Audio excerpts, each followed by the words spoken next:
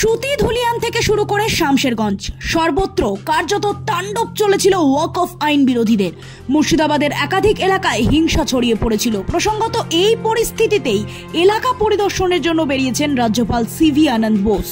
বর্তমানে রাজ্যে রয়েছে জাতীয় মানবাধিকার কমিশন এবং জাতীয় মহিলা কমিশনের প্রতিনিধিরা।